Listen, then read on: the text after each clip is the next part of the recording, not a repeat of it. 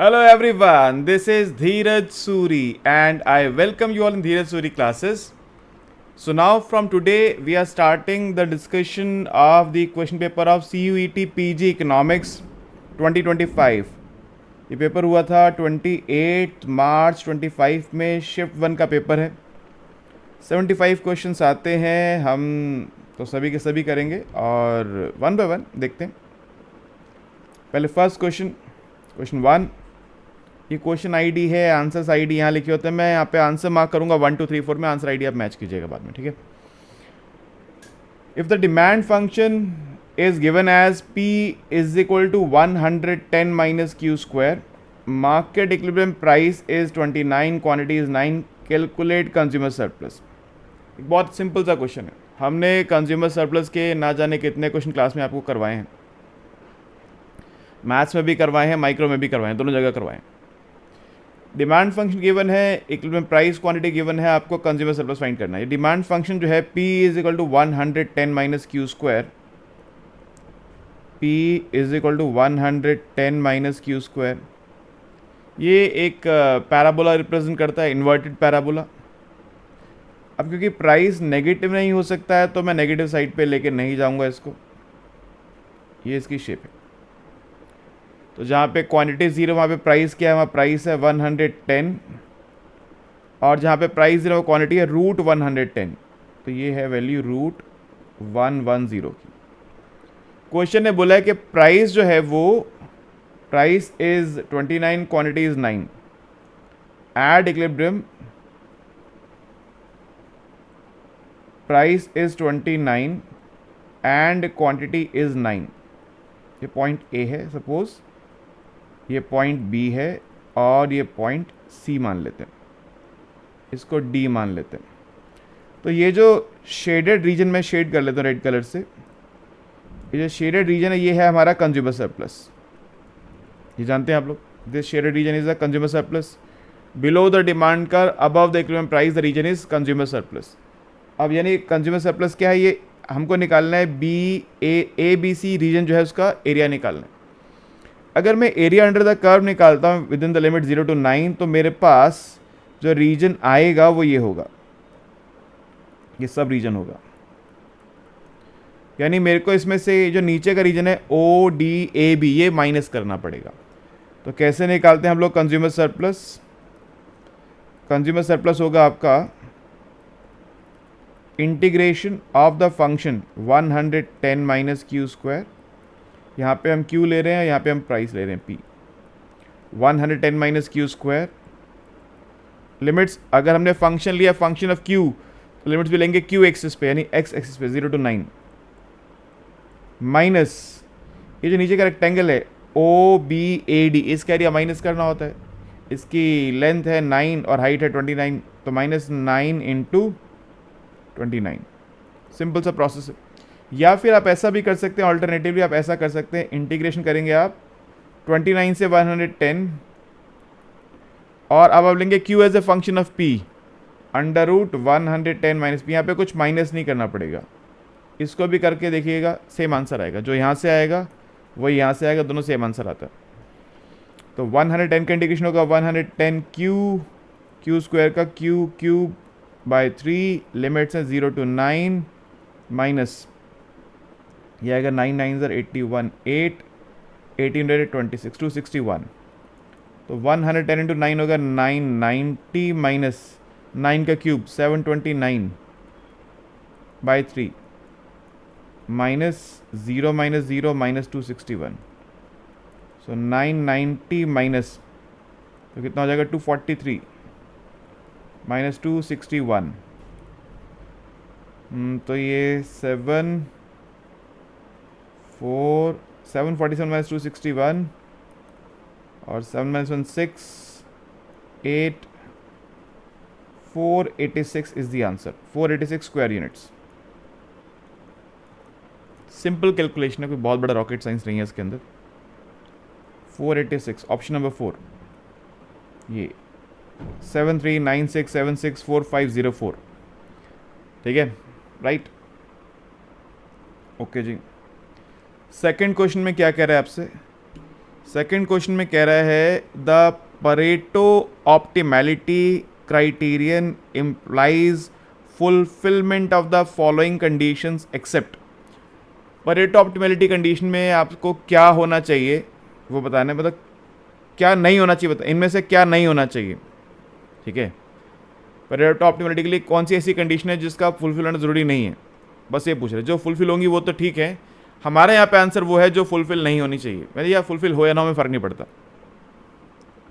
The marginal rate of transformation between any two goods is equal to marginal rate of substitution, ये सही है जी। Rate optimality के लिए जो हमारी पीपीएफ बनती है और वहाँ पे जो आईसी है दोनों क्या होनी चाहिए, टेंजेंशियल होनी चाहिए। तो फर्स्ट तो सही है, लेकिन हमें तो एक्सेप्ट बोल रहा है कि कौन सेटिस्फाई होना जरूरी नहीं है, तो फर्स्ट तो आंसर नहीं हो सकता। Economy is operating eight PPF, ये तो मैं बता ही दिया आपको, पीपीएफ बनाया मैंने ये वाला, दिस इज पीपीएफ, ये नीचे बनाई है कब पीपीएफ, तो इकोनॉमी पीपीएफ पे होगी ही।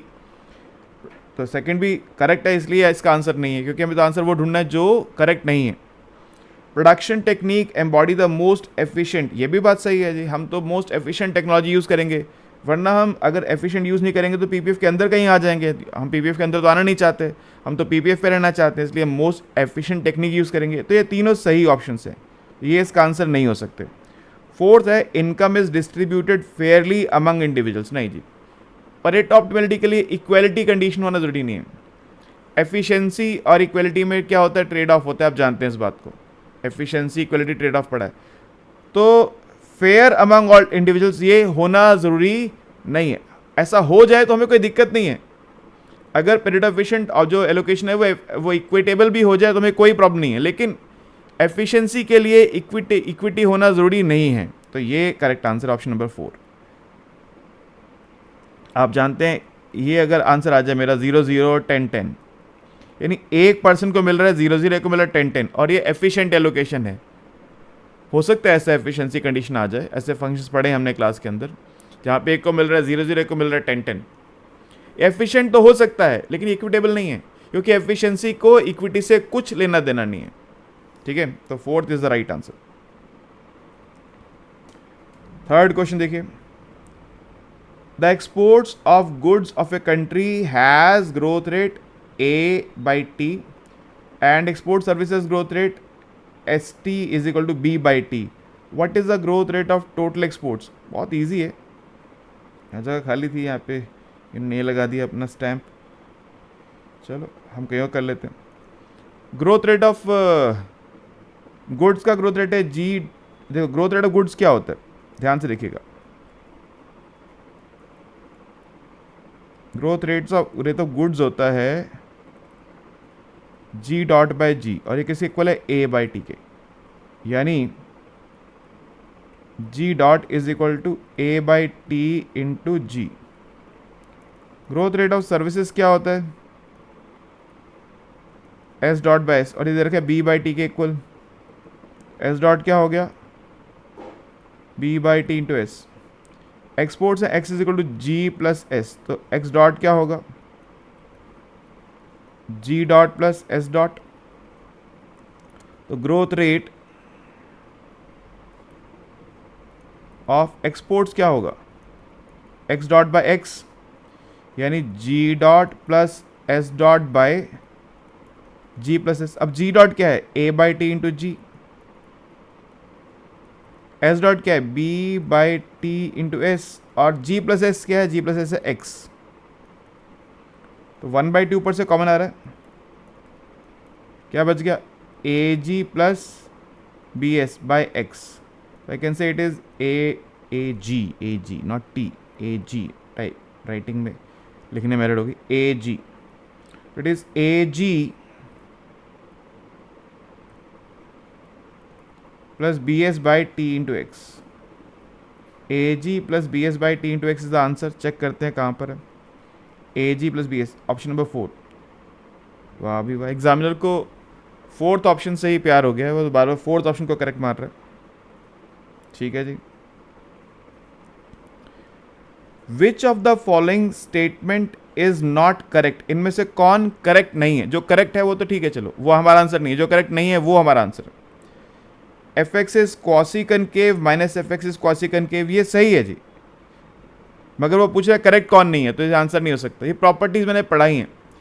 मैंने अब क्योंकि किसी भी पेपर का फर्स्ट लेक्चर यूट्यूब पे जाता है तो मोस्ट प्रोबेबली ये भी यूट्यूब पे जाएगा, तो मैं अभी पहले यूट्यूब वाले स्टूडेंट्स को इसका रेफरेंस देता हूँ कि इसका क्वासी कनकेव क्वासी कॉन्वेक्स का डिटेल्ड लेक्चर बहुत पहले 4-5 साल पहले हमने अपलोड किया था यूट्यूब पे। ठीक है, आपको बहुत पसंद भी आया था, बहुत सारे व्यूज़ हैं उसके ऊपर, बहुत सारे लाइक्स भी हैं, कमेंट्स भी हैं। तो वो लेक्चर का लिंक मैं लगवा दूंगा, प्रॉपर्टीज़ पढ़िएगा, वो बहुत काम की हैं। अगर आप मास्टर्स लेवल पे जाना चाहते हैं इकोनॉमिक्स करने के लिए तो वो लेक्चर आपको देखना चाहिए। और जो सब्सक्राइब स्टूडेंट्स हैं उनको तो वैसे ही लेक्चर मिलता है। बोला आपको लेक्चर नंबर चाहिए होगा तो आप मुझे व्हाट्सएप कीजिएगा, लेक्चर नंबर बता दूंगा कौन सा। आपको तो वैसे पता होना चाहिए, आपने पढ़ा है कोर्स पूरा। ठीक है, तो अभी देखो मैं एक बात आपको बताता हूँ। जैसे फर्स्ट जो है F X is quasi concave then minus F X is quasi convex, ये आपको पता होना चाहिए। फिर भी मैं एक छोटा सा आपको यहाँ पे रेफरेंस देता हूँ। देखो हम कब कहते हैं फंक्शन क्वासी कनकेव है? एफ एक्स इज क्वासी, कुछ लोग क्वासाई बोलते हैं, कोई बात नहीं, आपकी इच्छा है sir. Quasi concave if F lambda X plus 1 minus lambda Y. अब देखो एक्स और वाई दो पॉइंट्स हैं एफ एक्स के डोमेन में। X and Y are 2 points in domain of F X. आप एक्स वाई की जगह x1 x2 भी कह सकते हैं, क्योंकि कोई बच्चा बोलेगा सर एक्स तो आपने वेरिएबल ले लिया, नाम चेंज कर सकते हैं, फ़र्क नहीं पड़ेगा। ठीक है, x1 x2 are points in domain of F X, then F lambda x1 plus 1 minus lambda x2 is greater than equal to minimum of fx1 fx2। अगर ऐसा हो जाए, if f function of lambda x1 plus 1 minus lambda x2 is greater the minimum of fx1 plus fx2, then function is quasi concave. ध्यान से समझिए, x1 x2 domain में कोई दो पॉइंट्स हैं। Lambda x1 plus lambda x2 ये उनका क्या है? Linear combination. If the linear combination of any two points in domain of the function, the functional value of linear combination is greater than minimum of fx1 and fx2, then function is quasi concave। ठीक है, और quasi convex में क्या होगा? if f lambda x1 plus 1 minus lambda x2 is less than equal to maximum of fx1 fx2, then function is quasi convex। ये किसके लिए? This is for quasi convex। मैंने बहुत डिटेल में डायग्राम बना के लेक्चर के अंदर समझाया टॉपिक आपको। ये वाला काफ़ी लंबा लेक्चर, बहुत सारी बातें बहुत तरह से समझाया क्वासी कनकेव क्वासी कॉन्वेक्स का कंसेप्ट। लेक्चर मैं नीचे लिंक लगा दूंगा यूट्यूब पे, और जो सब्सक्राइब स्टूडेंट्स हैं उनको तो लेक्चर है। नंबर जानना चाहेंगे, नंबर बता दूंगा आपको। ठीक है, तो अब अगर ये डेफिनेशन है और मैं कहता हूँ एफ एक्स क्वासी कनकेव है, तो minus F x quasi convex होना चाहिए। कैसे, आइए देखते हैं। तो अगर एफ एक्स क्वासी कनकेव है तो दिस कंडीशन होल्ड्स, तो माइनस एफ एक्स क्या होगा? तो माइनस एफ एक्स करेंगे, अगर दोनों साइड माइनस मल्टीप्लाई कर दूँ, माइनस ऑफ एफ, मैं इसको कर रहा हूँ यहाँ से कंटिन्यू। मैंने कहा F X is quasi concave, तो इसका मतलब ये हो गया, यहाँ से आगे दोनों साइड माइनस मल्टीप्लाई करो, minus F lambda x1 plus 1 minus lambda x2 is less than minimum of negative minimum of fx1 comma fx2। अब एक बात सोचिए, ज़रा सोच के बताइएगा। एक नंबर है 2, एक नंबर है 4। मिनिमम ऑफ 2 4 क्या होगा? 2 होगा। तो नेगेटिव ऑफ मिनिमम ऑफ 2 4 क्या होगा? -2। और मैक्सिमम ऑफ -2 -4 क्या होगा? -2। यानी negative of minimum of A B is same as maximum of negative of A negative of B. Minimum of fx1 fx2 का negative is same as maximum of negative of fx1 negative of fx2। Simple सी बात है ना sir. भाई 2 4 का minimum 2 है, तो minus negative of minimum 2 4 is -2। Maximum of -2 -4 क्या है? Maximum of -2 -4 is again -2। यानी negative of minimum A B is same as maximum of minus A minus B, right? Since therefore negative of f of lambda x1 plus 1 minus lambda x2 is less than maximum of minus fx1 minus fx2. This is the definition. अब कहेंगे sir minus परेशान कर रहा है, तो let g is equal to minus F. ठीक है, परेशानी खत्म हो जाएगी. माइनस एफ की जगह जहाँ जहाँ माइनस एफ जी डाल देंगे वहाँ पे. g of lambda x1 plus 1 minus lambda x2 is less than maximum of gx1 gx2. यानी g क्या हो गया? डेफिनेशन है मेरे पास, ये डेफिनेशन है क्वासी कॉन्वेक्स की. सो g इज g और minus f is quasi convex. तो यानी अगर f क्वासी कनकेव है, when ever f is quasi concave, negative of f is quasi convex. वैसे मैंने बहुत डिटेल में ये बात डिस्कस की लेक्चर में, तो अभी मैं छोटा सा आपको एक ब्रीफ पॉइंट दे दिया ताकि आप समझ जाएं मैं क्या कहना चाहता हूँ. ये प्रॉपर्टीज़ हैं, सब प्रॉपर्टीज़ में डिस्कस किए हैं. तो फर्स्ट इज अ प्रॉपर्टी, सही बात है. If f is a linear function then it is quasi concave as well as quasi convex. आपको ये भी पढ़ाया था वहाँ पे उसी लेक्चर के अंदर कि अगर कोई फंक्शन ऐसा है जिसका फर्स्ट डेरिवेटिव या तो पॉजिटिव है या फिर नेगेटिव है, यानी फंक्शन या तो स्ट्रिक्टली इंक्रीजिंग है स्ट्रिक्टली डिक्रीजिंग है for all values of x, then such function is quasi concave as well as quasi convex. Linear function क्या होता है सर? लीनियर होता है जैसे fx is equal to A X plus B. F dash X क्या होगा? वो होगा a. अब अगर a पॉजिटिव है तो ये फंक्शन का डेरिवेटिव पॉजिटिव है और ये फंक्शन स्ट्रिक्टली इंक्रीजिंग है. अगर ये नेगेटिव है तो ये फंक्शन का डेरिवेटिव नेगेटिव है और फंक्शन स्ट्रिक्टली डिक्रीजिंग है. तो यानी या तो फंक्शन ये वाला स्ट्रिक्टली इंक्रीजिंग है या फिर स्ट्रिक्टली डिक्रीजिंग है. और कोई फंक्शन अगर स्ट्रिक्टली इंक्रीजिंग हो या फिर वो स्ट्रिक्टली डिक्रीजिंग हो तो वो क्वासी कनकेव भी होता है, क्वासी कॉन्वेक्स भी होता है. तो ये बात भी सही है, तो ये भी सच बात है, ये भी सच बात है. ठीक है. Any concave function is quasi concave but convex is not true. ये भी सही है, वहां ये भी पढ़ा है आपको. Every concave function is quasi concave but every quasi concave is not necessarily concave. देखो जैसे इसका एग्जाम्पल बहुत फेमस एग्जाम्पल है. आप नॉर्मल की बेल कर्व पढ़ते हैं ना, नॉर्मल डिस्ट्रीब्यूशन की बेल कर्व. ये जो बेल कर्व है e raise to power negative of X square.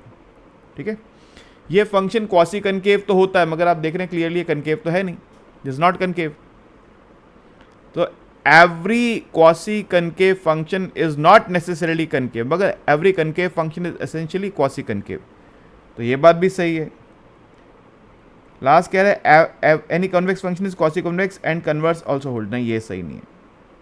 ये मेरा आंसर हो गया फोर्थ, क्योंकि यहां पे वही प्रॉपर्टी लगती है. Every convex function is quasi convex but every quasi convex function is not necessarily convex. ठीक है, तो इसके लिए वो लेक्चर आपको ज़रूर देखना चाहिए जो मैंने बताया, अभी आपको इसका जिक्र किया. मैंने काफ़ी हद तक आपके डाउट्स क्लियर किए यहाँ पे. ठीक है, मगर ये बड़ा टॉपिक है, इसको बहुत सारे एग्जाम्पल से, सिचुएशन से, डायग्राम से समझना होता है. एक बड़ा टॉपिक है, इसलिए बहुत बड़ा लेक्चर हमने बना के डाला. बहुत पहले 5 साल हो गए, शायद ज़्यादा हो गए, से भी डाला था यूट्यूब पे. और ऑब्वियसली कोर्स के बच्चों के पास उससे अलावा और भी लेक्चर्स हैं इस कॉन्सेप्ट के ऊपर, मगर मैं यूट्यूब वाले जो स्टूडेंट्स हैं उनको बता रहा हूँ कि आप उसको वहाँ पे देख सकते हैं. लिंक मैं नीचे लगा दूंगा इसके ऊपर. और जो बच्चे सब्सक्राइब्ड हैं उनको अगर क्वासी कॉन्वेक्स कनकेव में कोई भी इशू आ रहा है तो प्लीज़ आइए, डिस्कस करेंगे, मज़ेदार टॉपिक है. ठीक है, तो फोर्थ इज, अरे ये तो क्या हो गया, एग्जामिनर फोर्थ पे चिपक गया लगता है. सारे आंसर 4 4 4. कोई बच्चा अगर 4 मार्क करके आया होगा तो वैसे ही पास हो जाएगा. अच्छा देखिए, फिफ्थ क्वेश्चन कह रहा है assuming that production function is homogeneous of degree 1 and Euler equation holds if MPL is greater than APL then. ये हमारी वर्कशीट के अंदर as it is a question है, 2 जगह पे क्वेश्चन है वर्कशीट में. बहुत पुराना है ये, मेरे को लगता है इको ऑनर्स के एग्जाम में आया था 2009 में, मुझे यहाँ तक याद आ रहा है. इकोनॉमिक्स ऑनर्स का दिल्ली यूनिवर्सिटी का एग्जाम 2009 का जो पेपर था उसमें आया था. क्यों? क्योंकि मुझे इसलिए याद है कि ये क्वेश्चन डाउट क्लास जब भी होती है बच्चा मुझसे अक्सर पूछता है, सर ये बता दो, ये क्वेश्चन बता दो, ये नहीं आ रहा, ये बता दो. इसलिए मुझे याद है क्वेश्चन आया हुआ है एग्जाम में. कह रहा है प्रोडक्शन फंक्शन है, होमोजेनियस डिग्री 1 का है, यूलर इक्वेशन होल्ड करती है. अब अगर एमपीएल एपीएल से बड़ा है तो एम पी के नेगेटिव होगा। Third is the right answer. कैसे होगा बता, आप कहेंगे सर आपको कैसे पता, मुझे पता है, बता रहा हूँ। देखो, अगर होमोजीनियस ऑफ कोई homogeneous function of degree n होता है तो क्या होता है, l into M P L plus K into M P K is equal to n into the production function q। If q is equal to F L K एक production function है of and it is homogeneous of degree n, then according to Euler's theorem the equation is L into MPL plus K into MPK is equal to n into Q। अब यहाँ पे क्योंकि linear homogeneous है, here n is 1, तो L into MPL plus K into MPK is equal to Q। मुझे क्योंकि यहाँ पे MPL चाहिए अकेला तो मैं L से डिवाइड कर लेता हूँ उसको, dividing both sides by L I get MPL plus K by L into M P K is equal to Q by L. Q by L A P L होता है, इस ए पी एल को इधर ले जाते हैं और इस के बाई एल एम पी के को इधर ले जाते हैं। M P L minus A P L is equal to negative of K by L into M P K. Question क्या कह रहा है, क्वेश्चन कह रहा है M P L is greater than A P L. M P L is bigger than A P L, यानी M P L minus A P L is positive. ये term positive है तो नहीं, ये टर्म भी पॉजिटिव होगी। इसका मतलब negative of K into K by L into M P K is positive. अब के और एल तो नेगेटिव होते नहीं है, कैपिटल नेगेटिव नहीं होता, लेबर नेगेटिव नहीं होता, यानी एम पी के नेगेटिव है, क्योंकि दो नेगेटिव का मल्टीप्लाई करके ही एक पॉजिटिव आ सकता है। ये टर्म बाहर माइनस साइन लगा है, के और एल नेगेटिव होते नहीं हैं, तो एक टर्म तो नेगेटिव चाहिए तभी तो मल्टीप्लाई करके पॉजिटिव आएगा, तो एम पी के नेगेटिव होना चाहिए, सो M P K is negative. ठीक है, क्लियर, इजी क्वेश्चन है। ओके, ये एग्जामिनर, अच्छा मैं आंसर मार्क करना भूल गया हूँ क्या, आंसर मार्क कर दिया। हाँ, थर्ड ऑप्शन, थर्ड ऑप्शन। यहाँ देखिए पहली बार उसने 4 सीरीज को छोड़ा है आंसर की, पहली बार। बढ़िया। Question 6, which of the following is incorrect about problem of externalities. Externalities के बारे में कौन इनकरेक्ट है इनमें से, वो इनकरेक्ट पूछ रहा है, करेक्ट नहीं पूछ रहा, वही जब तक अब तक पूछा था, पिछले क्वेश्चन में भी इनकरेक्ट ही पूछ रहा था, एक्सेप्ट पूछ रहा था, कौन सेटिस्फाई नहीं करता पूछ रहा था, यहाँ पे कौन इनकरेक्ट है। एक्सटर्नैलिटीज में भी रेसिप्रोकल और यूनिडायरेक्शनल। हाँ जी, तुम हमें परेशान करो हम तुम्हें परेशान करें, ये तो क्या हो गया, रेसिप्रोकल। दो पड़ोसी, एक ने लगाई फैक्ट्री जिसमें से धुआं निकलता है, एक ने लगाई फैक्ट्री जिससे शोर निकलता है, दोनों एक दूसरे को परेशान कर रहे हैं। रेसिप्रोकल हो सकता है, यूनिडायरेक्शनल हो सकता है कि एक ही आदमी ने फैक्ट्री लगाई जिससे धुआं भी निकल रहा है, शोर भी निकल रहा है, बाकी सब उससे परेशान हो रहे हैं, तो यूनिडायरेक्शनल हो सकती है, रेसिप्रोकल हो सकती है एक्सटर्नैलिटी। ये बात सही है, मगर हमको सही नहीं पूछ रहा, हमसे पूछ रहा है इनकरेक्ट कौन है, तो ये 1 इसका आंसर नहीं है। They refer to an interdependence between two parties that operate outside the price mechanism। ये भी सही है। देखो प्राइस मैकेनिज्म नहीं होता ऐसा कोई भी, सामने वाले ने फैक्ट्री लगा ली, उससे वो धुआं और पॉल्यूशन छोड़ रहा है, उससे शोर मचा रहा है, और उससे हम पैसे थोड़ी मांग सकते हैं इस बात के। गवर्नमेंट कानून बनाएगी तो उस प्रॉपर्टी राइट डिसाइड करेगी तो कुछ होगा, गवर्नमेंट इंटरफेरेंस यहाँ पे रिक्वायर्ड होती है, अदरवाइज फ्री मार्केट में कुछ नहीं हो सकता, कोई प्राइस मैकेनिज्म यहाँ पे काम नहीं कर सकता। ठीक है, तो ये भी सही बात है।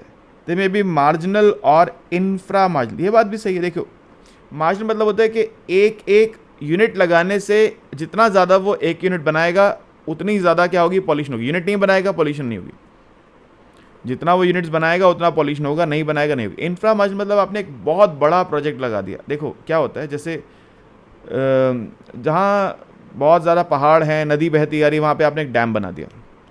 डैम एक दिन में नहीं बनता और एक दिन के लिए नहीं बनता, डैम कई सालों में बनता है और कई सालों के लिए बनता है, और उस डैम की वजह से अब उसमें आप बिजली बना रहे हैं, उस डैम से नहीं बना रहे हैं, उससे फ़र्क नहीं पड़ता। उस डैम की वजह से वहाँ रहने वाले जो लोग हैं, कई बार उनके गांव के गांव उस प्रोजेक्ट के अंदर आ जाते हैं और उनको जाना पड़ता है वहाँ से, तो ये इंफ्रा मार्जिनल है, यानी इसमें किसी एडिशनल यूनिट की वजह से फ़र्क नहीं पड़ रहा। तो ये बात भी सही है, एक्सटर्नैलिटी मार्जिनल हो सकती है, यूनिट बाय यूनिट फ़र्क पड़ सकता है, और हो सकता है एज ए प्रोजेक्ट हो जिसमें पूरे प्रोजेक्ट की वजह से ही फ़र्क पड़ रहा है, ये बात सही है। नेक्स्ट है the process of internalisation of negative externality requires both parties must gain. नहीं, ये सही नहीं है, ये सही नहीं। दोनों इंटरनलाइजेशन दोनों पार्टीज को गेन नहीं होगा। Fourth is right answer. आपने देखो पढ़ा है, आपने पढ़ा है कैल्डोर हिक्स एफिशिएंसी। यहां पे क्या पढ़ा, यहां पढ़ा आपने gain of gainers should be more than loss of losers. जब आप इंटरनलाइजेशन करते हैं तो किसी को नुकसान होगा, किसी को फायदा होगा, लेकिन ओवरऑल सोसाइटी का फायदा तब है अगर जो गेनर्स को गेन हो रहा है, टोटल गेन, वो लूजर्स को लॉस से बड़ा हो, तो ओवरऑल सोसाइटी को क्या होता है, उसमें फायदा होता है। ये पढ़ा आपने कैल्डर हिक्स एफिशिएंसी में, ध्यान है आपको? अरे क्या किया मैंने, मिटा दिया, हाईलाइटर की जगह इरेजर सिलेक्ट हो जाता है। कैल्डर हिक्स एफिशिएंसी, ये पढ़ा है आपने क्लास में, बहुत डिटेल में पढ़ा है हमने आपको। तो यहाँ पे क्या होगा जी, दोनों को गेन नहीं होगा, दोनों को लॉस भी नहीं होगा। एक सेट होगा इसको गेन होगा, एक सेट होगा इसको लॉस होगा, but gain of gainers should be more than the loss of losers. फिर से फोर्थ पे आ गया ये, एक बार के लिए फोर्थ छोड़ा, फिर फोर्थ पकड़ लिया। मतलब ये पेपर जो 4 नंबर सीरीज पे करके आया होगा उसके तो बल्ले बल्ले हो गई, वो तो वैसे ही पास हो जाएगा। अभी तक ट्रेंड रुझानों के अनुसार, क्या वो कहते हैं, रुझानों, वो टीवी में जब न्यूज़ चल रही होती है कहते हैं रुझानों के अनुसार, तो हम भी रुझानों के अनुसार ही बोल रहे हैं। नेक्स्ट कह रहा है, if the marginal cost of a firm is given by C dot Q is equal to 2E0.2 Q, fix cost is 75, find the total cost function. बहुत आसान है सर ये क्वेश्चन, बहुत आसान है। MC 2 into 0.2 Q, MC is 2 into E0.2 Q, यही है, ठीक है।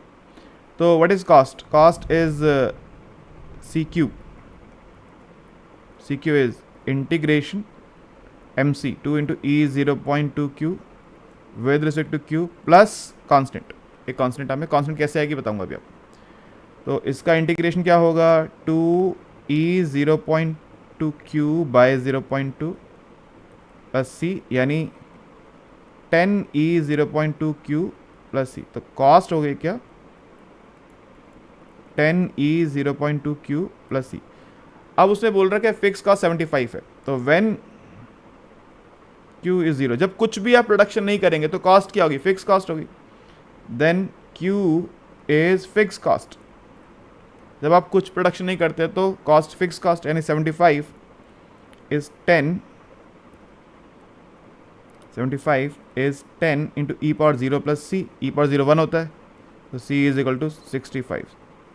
तो सी क्यू कॉस्ट फंक्शन क्या आ गया, C Q is equal to 10E0.2 Q plus 65, this is the cost function. 10 into E0.2 Q plus 65, this is the cost function. 10 into A is the right answer. वाह, question option number 1। बहुत समय बाद इसने फिर से 4 series को छोड़ के किसी और सीरीज को पकड़ा है, सही है, वी अप्रिशिएट।